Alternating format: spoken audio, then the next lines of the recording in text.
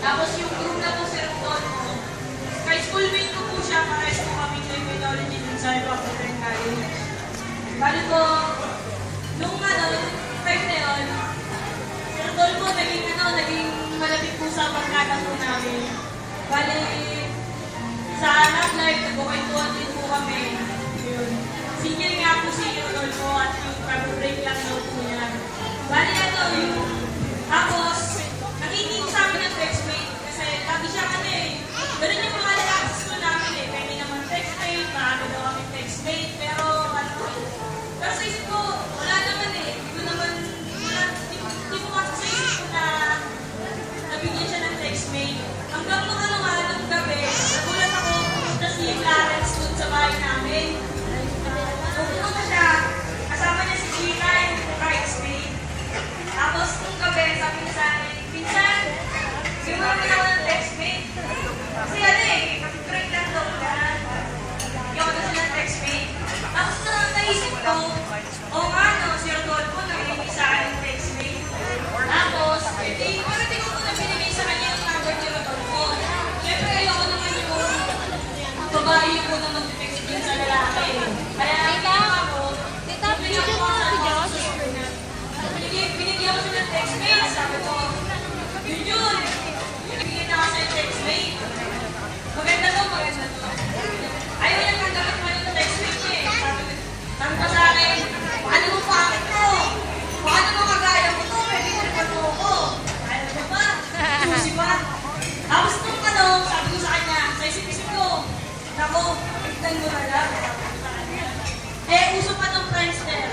Nag-computer siya pa kami nun Pinitignan ko yung mga posts ni Clarence. Pwede ko lang pakita sa kanya pero hindi ko ginawa Ang gusto ko talaga sila yung mag-meet, sila yung magkita. Tapos yun na nga, tinext na si Clarence, tinext ako ng pinsan ko. Pinsan nag-text na sa akin yung si Junjun. Sabi nga, tapos mag-meet na nga sila. Nung nag-meet na sila, nakita na si Clarence. Tapos kinabukasan, nakita na ulit ako ng Rodolfo sa school. Kahit ako siya. Pwede parang namumblema siya. Nakita na sila, namumblema siya. Nalisi kami court namin. Sabi niya, Josh, ang ganda pala ng pinsan mo. Sabi.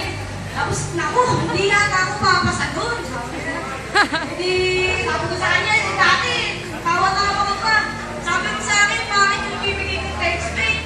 Tapos nagkita kayo, nagtatanong pa sa akin kung may pagkasa ka pa. Tapos yun nga, pero si Rodolfo, mabait talaga siyang tao kaya pinagkatiwalaan ko siya kay Clarence. Kumbaga, formal siya sa very responsible. Kaya yun. Kaya nung time na yun, niligawan siya ni Junjun, si Clarence, ng formal dun sa bahay nila. Pati siya ninadala ng boyo flowers, mga chocolates, mga yun. Tapos nung updated ako sa sa love story nila Medyo complicated pa nun, pero nakita ko si Clarence. Talagang yung mga bouquet ng flowers, nilalagay pa niya sa vase, may ubig pa. Yung iba nire-rep pa niyan nire-rep pa. Kaya yun, talaga paano niya na-appreciate si Junjun. Kaya sabi ko, magpapupunta ko sa tutuhanan itong dalawang to. Kaya nga, nung nag-first anniversary sila, wow, diba? First anniversary, second anniversary, third anniversary, fourth anniversary. Tapos ayun na nga, si Chloe na nga. Naku, ako hindi ako makapaniwala, pero may Chloe na Kaya ngayon, dito na tayo sa sineselebrate na natin yung wedding niya. Kumbaga, parang di pa rin ako makapaniwala. Pero proud ako sa kanilang dalawa na dahil sa akin kahit pa paano nagkatuluyan sila. Kumbaga, kahit lahat naniniwala na tayo sa textmate. Kaya pag gusto nyo yung textmate, text niyo ako. Bigyan ko kayo yung textmate. Sibang single dyan. Message ko lang para kala Junjun sa akin, Clarence. Happiness in marriage is not something that just happens. A good marriage must be created.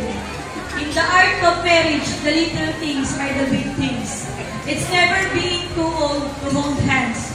It's remembering to say I love you. It is at no time taking the other for granted. It is having a mutual sense of values and common objectives. It is standing together, facing the world.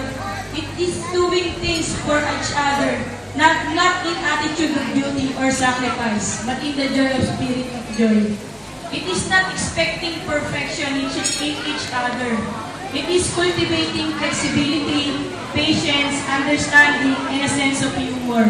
It is having a capacity to forgive and forget. It is establishing a relationship in which the independence is equal. The dependence is mutual, and the obligation is reciprocal. It is a common search for the good and the beautiful. It is not marrying the right partner. It is being the right partner. It is discovering that your love for one another at its best will never lose sight or blotted out by the commonplace experiences of life. I wish you a life full of happiness, Clarence and Rodolfo. Hindi ko talaga akalain habang buhay na commitment. Kaya in behalf of my family, Pamutuan family, Sares family, we welcome you, June, to our family. Thank you. Alright,